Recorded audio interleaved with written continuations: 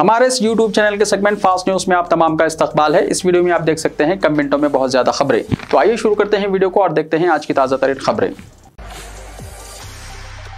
चलती ट्रेन में चढ़ने की कोशिश, ट्रेन और प्लेटफॉर्म के दरमियान फंस गया मुसाफिर। विकाराबाद रेलवे स्टेशन वाक़े का वीडियो वायरल। चलती ट्रेन में सवार होने की कोशिश में एक शख्स ट्रेन और रेलवे प्लेटफॉर्म के दरमियान फंस गया। ये वाक़या आज रियासत तेलंगाना के विकाराबाद रेलवे स्टेशन में पेश आया। एक मुसाफिर रेलवे स्टेशन में दाखिल हुआ। उसने देखा कि ट्रेन निकल चुकी है और वो दौड़ता हुआ चलती ट्रेन में सवार होने की कोशिश कर रहा था कि अचानक तवाज़ुन खो जाने के नतीजे में ट्रेन और प्लेटफॉर्म के दरमियान गिर पड़ा। काफ़ी दूर तक ट्रेन इसे घसीटते हुए ले गई। इसके बाद ट्रेन को रोक दिया गया। रेलवे पुलिस ने तकरीबन 2 घंटों की कोशिश के बाद प्लेटफॉर्म को तोड़कर मुसाफिर को हिफाजत बाहर निकालने में कामयाबी हासिल की। इसे इलाज के लिए हैदराबाद के गांधी हॉस्पिटल मुंतकिल कर दिया गया। जख्मी की शनाख्त सतीश के तौर पर की गई है और वो रियासत कनाडा का रायचूर का रहने वाला बताया गया है।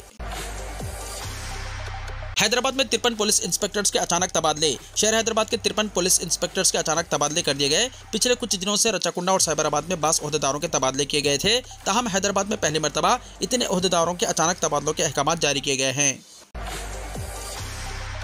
चालान क्लियर करने के लिए रियायत देने का हुकूमती इक़दाम 31 जनवरी को इख्तिताम पजीर होगा। गाड़ी चलाने वालों को उनके पेंडिंग चालानात क्लियर करने के लिए रियायत देने का हुकूमती इक़दाम 31 जनवरी को इख्तिताम पजीर होगा। अब तक 15,04,79,798 अफराद ने मजबूरी तौर पर 200 करोड़ रुपये अदा किए हैं। हुकूमत ने 26 दिसंबर से शुरू होने वाले पेंडिंग गाड़ियों के चालानात को क्लियर करने के लिए 40 से 90% तक रियायत फराहम की थी। रियायतें 2 और 3 पहियों वाली गाड़ियों की किस्म की बुनियाद पर तैयार की गई हैं। ये रियायत 30 नवंबर से पहले रिकॉर्ड की गई खिलाफ वर्जियों पर लागू होती है। Traffic sub inspector Narasimha Rao ने कहा कि 10 लाख से ज्यादा मोटरसाइकिलों ने अभी तक चालान अदा करना है। उन्होंने कहा, हम वाजिबुल अदा अफराद पर जोर दे रहे हैं कि वो ई चालान वेबसाइट के जरिए अपने चालान फौरी तौर पर क्लियर करें।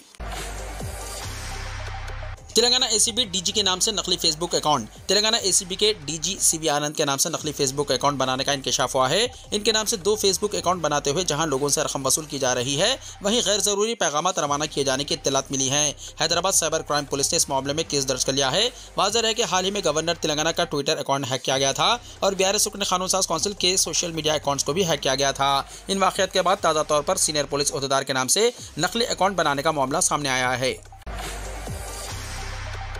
आरोग्यश्री स्कीम के लिए सफेद राशन कार्ड को लाजमी करार देने की शर्त खत्म की जाए। चीफ मिनिस्टर रेवंत रेड्डी की हिदायत। चीफ मिनिस्टर रेवंत रेड्डी ने रियासत में हर शहरी के लिए डिजिटल हेल्थ प्रोफाइल तैयार करने का हुक्म दिया। इसके लिए जरूरी इक़दाम करने के अहकाम दिए गए। डिजिटल हेल्थ प्रोफाइल कार्ड को एक मुनफरिद नंबर के साथ लिंक करने की तजवीज़ है। उन्होंने कहा कि इससे हंगामी हालात में मुनासिब इलाज फराहम किया जा सकेगा। चीफ मिनिस्टर ने इस हेल्थ प्रोफाइल कार्ड के साथ आरोग्यश्री को जोड़ने का मशवरा दिया। चीफ मिनिस्टर ने आरोग्यश्री के लिए सफेद राशन कार्ड लाजमी करार देने की शर्त में नरमी लाने का जायजा लेने के लिए ओहदेदारों को मशवरा दिया। उन्होंने कहा कि इस लुज़ुम की वजह से आरोग्यश्री कार्ड के लिए सफेद राशन कार्ड लेने वालों की तादाद में इजाफा हो रहा है। ओहदेदारों को हिदायत दी गई है कि जहां भी मेडिकल कॉलेज है वहां नर्सिंग, फिजियोथेरेपी और पैरामेडिकल कॉलेजेस के क़याम के लिए इक़दाम करें और इसके लिए मुश्तरका पॉलिसी बनाई जाए। चीफ मिनिस्टर रेवंत रेड्डी ने सेक्रेटेरिएट में महकमा सेहत और तिब से मुताल्लिक़ एक आला सतही जायजा इजलास मुनक़्क़िद किया। 2 नए MLC प्रोफेसर कोडंदराम और सहाफ़ी आमिर अली खान को हलफ लेने से तेलंगाना हाई कोर्ट ने रोक दिया। गवर्नर के कोटा के तहत नामजद 2 नए MLC को हलफ बर्दारी से हाई कोर्ट ने रोक दिया है और कहा कि आइंदा अहकामात तक नए MLC हलफ ना लें। समात 8 फरवरी तक मुलतवी कर दी। BRS कायदीन दासुजू श्रवण और सत्यनारायणा ने हाल ही में गवर्नर के कोटा में कोडंदराम और आमिर अली खान की बतौर MLC नामजदगी को चैलेंज किया। आज दरख्वास्त की समात करने वाली हाई कोर्ट ने कहा कि इन्हें हलफ ना दिलाया जाए। वो 8 फरवरी को दोबारा दलाइल सुनेंगे।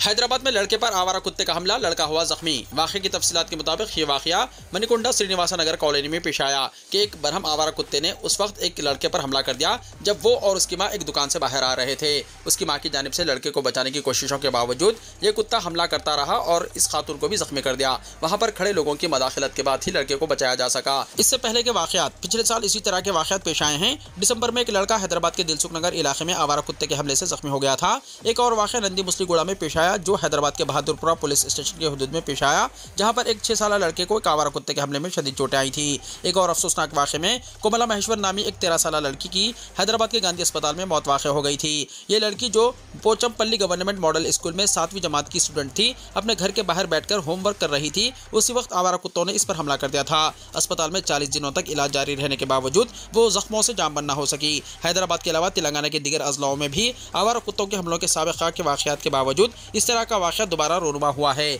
हैदराबाद को आवारा कुत्तों के हमलों से बचाने की ज़रूरत है। इस बदबख्ताना वाक़े ने तेलंगाना के मुख्तलिफ अज़लाओं में आवारा कुत्तों के हमलों के जारी वाक़यात पर फौरी कार्रवाई की निशानदही कराता है। आवारा कुत्तों के हमलों को देखते हुए हुकूमत और मुतल्लिक़ा हुक्काम को मुस्तक़बिल में इस किस्म के वाक़यात की रोकथाम के लिए इक़दाम उठाने चाहिए। खम्मम में कांस्टेबल रिश्वत लेते हुए रंगे हाथों पकड़ा गया। एसीबी ओहदेदारों ने खम्मम 2 टाउन पुलिस स्टेशन से वाबस्ता एक हेड कांस्टेबल को पीर के दिन रिश्वत लेते हुए रंगे हाथों पकड़ लिया। मुलजिम कोटेश्वर राव पुलिस स्टेशन में राइटर के तौर पर खिदमत अंजाम दे रहा था, जिसने खानदानी जायदाद के तनाज़े के मामले में ज़ाब्ते फौजदारी की दफ़ा 41 के तहत नोटिस जारी करने के लिए रिश्वत तलब की थी। इसको 50,000 रुपये रिश्वत के तौर पर कबूल करते हुए पकड़ा गया। तेलंगाना से 7,811 आज़मीन हज का इंतखाब, एक हफ्ते के अंदर पहली किस्त जमा करने की हिदायत। तेलंगाना रियासत के आज़मीन हज का कोटा 7,811 मुख्तस किया गया है। तेलंगाना के लिए जो कोटा अलॉट किया गया है, इसमें 70 बरस से ज़ायद उम्र के 376 आज़मीन और बगैर महरम के सफ़र करने वाली 45 बरस से ज़ायद उम्र की 130 ख़वातीन शामिल हैं। तेलंगाना के लिए 7,811 का जो कोटा दिया गया, 3,502 को वेटिंग लिस्ट में रखा गया है। जनाब Sheikh Liaquat Hussain executive officer Telangana state Haj committee ने बताया कि रियासत तेलंगाना से 11,313 आज़मीन की दरख्वास्तें मौसूल हुई हैं। आज़मीन को SMS के जरिए इत्तला दी जा चुकी है। जिन्हें इत्तला मौसूल हो चुकी है, वो ऑनलाइन दरख्वास्त फॉर्म की हार्ड कापी, असल पासपोर्ट, एक अदद पासपोर्ट साइज तस्वीर, पहली किस्त 81,500 रुपये अंदरून एक हफ्ता दाखिल करें। मज़ीद मालूमात के लिए दफ्तर हज कमेटी से औकात कार के दौरान डायरेक्ट तौर पर या फ़ोन नंबर 04023298793 पर कॉन्टैक्ट किया जा सकता है। हैदराबाद में लड़की मंशियात के साथ गिरफ्तार। स्पेशल ऑपरेशन टीम और नारसंगी पुलिस ने एक लड़की को गिरफ्तार कर लिया जो गोवा से हैदराबाद मंशियात मुंतकिल कर रही थी। पुलिस के मुताबिक लावण्या नामी लड़की को नारसंगी इलाके में बावसूख ज़राए की इत्तला पर रोककर तलाशी ली गई तो इसके पर्स से 4 ग्राम MDMA नामी नशावर शय बरामद हुई, जिसको जब्त कर लिया गया। तहकीकात पर पता चला कि ये लड़की गोवा से मंशियात लाकर शहर में फरोख्त कर रही थी। लड़की के खिलाफ NDPS एक्ट के तहत मुकदमा दर्ज किया गया है और इसकी गिरफ्तारी अमल में आई। सदर जमहूरिया मुर्मू, धंगड़, मोदी और दिगर लीडरों ने महात्मा गांधी को उनकी बरसी पर खिराज अकीदत पेश किया। बाबा कौम महात्मा गांधी की 76वीं बरसी पर मंगल को सदर जमहूरिया द्रौपदी मुर्मू, नायब सदर जगदीप धंगड़ और वज़ीर आज़म नरेंद्र मोदी ने राजघाट पहुंचकर बापू की समाधि पर फूल माला पेश करके इन्हें खिराज अकीदत पेश किया। बाबा कौम महात्मा गांधी की बरसी आज मनाई जा रही है। 30 जनवरी 1948 को नाथूराम गोडसे ने बापू को गोली मारकर इन्हें हलाक कर दिया था। महात्मा गांधी, जिन्हें हिंदुस्तान में प्यार से बापू कहा जाता है, इन्होंने अदम तशद्दुद के रास्ते पर चलते हुए हिंदुस्तान की तहरीक आज़ादी में अहम किरदार अदा किया। हमें नीतीश कुमार की जरूरत नहीं, उन्होंने मामूली दबाव में यू-टर्न ले लिया है, राहुल गांधी ने कहा। बिहार में सीएम नीतीश कुमार के पलटी मारने पर पहली बार कांग्रेस लीडर राहुल गांधी ने खामोशी तोड़ी है। हालांकि वो 24 घंटे से बिहार में हैं, इसके बावजूद नीतीश कुमार और बिहार की सियासी उलटफेर पर कुछ नहीं कहा। अलबत्ता आज जब वो पूर्णिया में अवामी इजलास से खिताब कर रहे थे, तब उन्होंने नीतीश कुमार पर तनकीद की और कहा कि मामूली दबाव पर नीतीश कुमार ने यू-टर्न ले लिया। इस दौरान राहुल गांधी ने नीतीश कुमार के पलटी मारने पर चुटकुले के जरिए तंज किया। उन्होंने कहा कि नीतीश कुमार गवर्नर हाउस गए, सभी MLA और बीजेपी के लीडरान वहां मौजूद थे।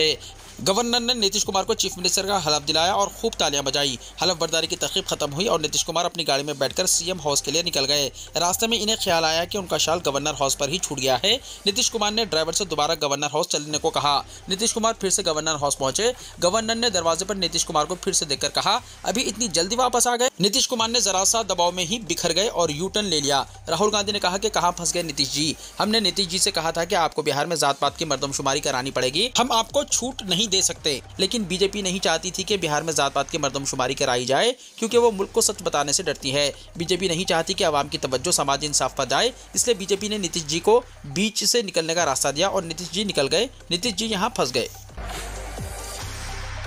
बिहार के अवाम से अवैसी की बड़ी अपील, कहा अब अपना मुकद्दर तय करना ही होगा। AIMIM के सरबराह असदुद्दीन अवैसी ने बिहार में इख्तियार में तब्दीली पर तनकीद की है। उन्होंने कहा कि सेकुलरिज्म के चौधरियों ने बीजेपी को दोबारा जितवाया, लेकिन सिर्फ उनकी पार्टी को गाली दी जाती है। सोशल मीडिया प्लेटफॉर्म X पर उन्होंने लिखा है कि बिहार के अवाम को फैसला करना होगा, या तो आप अपनी सियासी आवाज़ मजबूत कीजिए या फिर सियासी लाचारी को अपना मुकद्दर बना लीजिए। ख्वाब गफलत में रहना अब मुमकिन नहीं है। ये सेकुलरिज्म के चौधरियों ने बीजेपी को दोबारा जितवा दिया, लेकिन गाली AIMIM को ही पड़ती है। अवैसी ने कहा कि 2015 में कई दानिश्वरों और सियासी लीडरों से मैं गालियां खा रहा हूं, क्योंकि मैंने बिहार में महागठबंधन का साथ नहीं दिया था तब भी, और 2022 में भी मैंने कहा था कि नीतीश कुमार बीजेपी में वापस जाएंगे। ये उन लोगों की सियासी समझ का वाज़ेह सबूत है कि ये दानिश्वर हर बार गलत साबित हुए। इसलिए अब बिहार के अवाम को फैसला करना ही होगा। इससे पहले बिहार में इख्तियार की तब्दीली के बाद असदुद्दीन अवैसी ने तीनों पार्टियों BJP, JDU और RJD पर हमला किया था। उन्होंने इन तीनों पार्टियों पर अवाम को धोखा देने का इल्जाम लगाया था। साथ ही नीतीश कुमार को निशाना बनाते हुए उन्होंने कहा था कि वो अक्सर कहते थे कि अवैसी बीजेपी की बी टीम है, लेकिन अब जेडीयू सरबराह ने बड़ी बेशर्मी के साथ उनसे हाथ मिला लिया है। इसराइल जाने पर मजबूर नौजवानों को रोकने का हुकूमत के पास कोई तरीका नहीं, प्रियंका गांधी ने कहा। कांग्रेस जनरल सेक्रेटरी प्रियंका गांधी वाड्रा ने मोदी हुकूमत पर नौजवानों को रोजगार फराहम न करने का इल्जाम लगाते हुए कहा कि हर साल 2 करोड़ नौजवानों को रोजगार देने का वादा झूठा साबित हुआ है और यही वजह है कि बेरोजगार नौजवान जंगज़दा इसराइल जाकर खतरात मोल लेने पर मजबूर हैं, जबकि हुकूमत के पास कोई हल नहीं है। मोहतरमा वाड्रा ने कहा कि अगर कहीं जंग की सूरत हाल हो तो सबसे पहले हम अपने शहरियों को वहां से बचाकर अपने मुल्क वापस लाते हैं, लेकिन आज बेरोजगारी ने हालात ऐसे बना दिए हैं कि मुल्क की हुकूमत हजारों बेबस और लाचार नौजवानों को जंगज़दा इसराइल जाकर यह खतरा मोल लेने से भी नहीं बचा रही है। इलेक्ट्रॉनिक वोटिंग मशीनों की वजह से बीजेपी हो रही है कामयाब, शिवसेना ने कहा। शिवसेना संजय राउत ने बीजेपी की कामयाबी को ईवीएम के बरहूने मिन्नत करार दिया है। उनका कहना है कि बीजेपी की कामयाबी इसकी खुद की कामयाबी नहीं बल्कि ईवीएम मशीनों के जरिए की गई बदजुबानी की कामयाबी है। अगर ईवीएम ना हो तो बीजेपी किसी मामूली ग्राम पंचायत का चुनाव भी नहीं जीत पाएगी। संजय राउत पुणे में एक प्रोग्राम से खिताब कर रहे थे। उन्होंने कहा कि पहले मैं भी ईवीएम का हिमायती था, लेकिन मध्य प्रदेश के नतीजों के बाद मुझे यकीन हो गया कि बीजेपी ने ईवीएम के जरिए यकीनी तौर पर धांधली की है। इसी धांधली की वजह से इतनी जबरदस्त मुखालिफत के बावजूद वो कामयाब हो गई। 103 साला मुजाहिद आज़ादी ने 49 साला खातून से शादी कर ली। मध्य प्रदेश में एक 103 साला मुजाहिद आज़ादी ने एक 49 साला खातून से शादी करते हुए इंटरनेट इस्तेमाल करने वालों की तवज्जो हासिल की। हबीब नज़र ने भोपाल के एटावाड़ा इलाके की फिरोज जहां नामी खातून से निकाह किया। ये हबीब की तीसरी शादी है। उनकी दूसरी अहल्या के इंतकाल के बाद हबीब तन्हाई महसूस करते थे, इस वजह से उन्होंने तीसरी मरतबा शादी की। एक वीडियो सामने आया है जिसमें इन्हें अपनी अहल्या के साथ निकाह के बाद घर लौटते हुए देखा जा सकता है। वीडियो सोशल मीडिया पर वायरल हो गया। इंसानी दिमाग में चिप लगाने की कामयाब सर्जरी, मरीज के सेहतयाब होने का एलोन मस्क ने किया दावा। इलेक्ट्रिक कार बनाने वाली कंपनी टेस्ला के सीईओ एलोन मस्क की सरबराही में स्टार्टअप कंपनी न्यूरालिंक ने पीर को इंसानी दिमाग में कामयाबी से एक चिप नस्ब कर दी है। न्यूरो टेक्नोलॉजी की बुनियाद 2016 में एलोन मस्क के साथ शरीक बानी के तौर पर रखी गई थी, जिसका मकसद इंसानी दिमाग और कंप्यूटर के दरमियान बराह रास्त ताल्लुक को बेहतर बनाना था। इसका मकसद इंसानी तवानाई को मजबूत करना और पार्किंस जैसी बीमारियों को रोकना है। इंसानी दिमाग में लगाए गए चिप को इंसान और मसनवी ज़हानत के दरमियान अलामती ताल्लुक को मजबूत बनाने के लिए इस्तेमाल किया जाता है। कल हमने इस आदमी के दिमाग में एक चिप लगाई, मरीज आहिस्ता आहिस्ता सेहतयाब हो रहा है। एलोन मस्क ने अपने एक्स यानी साबिक़ा ट्विटर अकाउंट पर पोस्ट किया। उन्होंने कहा कि इसके इब्तदाई नताइज में न्यूरॉन स्पाइक का पता चला है। अमेरिकी फूड एंड ड्रग एडमिनिस्ट्रेशन यानी FDA ने गुज़िश्ता साल मई में इंसानी दिमाग में एक चिप लगाने की मंजूरी दी थी। ब्रेन मशीन या न्यूरालिंक दिमागी कंप्यूटर इंटरफेस 8 मिलीमीटर खितर की चिप पर बारीक इलेक्ट्रोड्स पर मुश्तमिल होता है। ये चिप बालों की मोटाई का सिर्फ 20% है। खोपड़ी का एक हिस्सा हटाकर इस चिप को नस्ब किया जाता है। इसके बाद बारीक इलेक्ट्रोड दिमाग के अहम हिस्सों में भेजे जाते हैं। दिमाग में इलेक्ट्रोड दिमाग तक सिग्नल ले जाते हैं, जो दिमाग को बरक़ी सिग्नल भेजता और वसूल करता है। ये इन बरक़ी सिग्नल्स को एल्गोरिथम में तब्दील करता है, जिनका कंप्यूटर तज्ज़िया करते हैं। पाकिस्तान के साबिक़ वज़ीर-ए-आज़म इमरान खान को 10 साल कैद की सज़ा। पाकिस्तान की एक खुसूसी अदालत ने साइफर केस में PTI के बानी इमरान खान और शाह महमूद कुरैशी को 10-10 साल कैद की सज़ा सुनाई है। फाजिल जज अबुल हसनात ज़ुल्क़रनैन ने अडियाला जेल में बानी PTI इमरान खान और शाह महमूद कुरैशी के खिलाफ साइफर केस की समाअत की। इस वक्त इमरान खान और शाह महमूद अदालत में मौजूद थे। जज ने मुख्तसर ज़बानी फैसला सुनाया। वाज़ेह है कि इमरान खान ने अमेरिका में पाकिस्तानी सफ़ीर के मुरासिला या साइफर को बुनियाद बनाकर ही अपनी हुकूमत के खिलाफ साजिश का बयान बनाया था, जिसमें इमरान खान ने दावा किया था कि उनकी हुकूमत के खात्मे में अमेरिका का है। तहम कौमी सलामती कमेटी के इजलास में साइफर को लेकर PTI हुकूमत के मौक़िफ़ की तरदीद की गई थी। इसी मामले में आज अदालत का फैसला आया है। वीडियो को लाइक शेयर कीजिए और हमारे इस YouTube चैनल को सब्सक्राइब करते हुए इसके बेल आइकॉन को भी प्रेस कर लीजिए, ताकि ऐसी ही ताज़ा तरीन खबरों का नोटिफिकेशन सबसे पहले आपको मिलता रहे।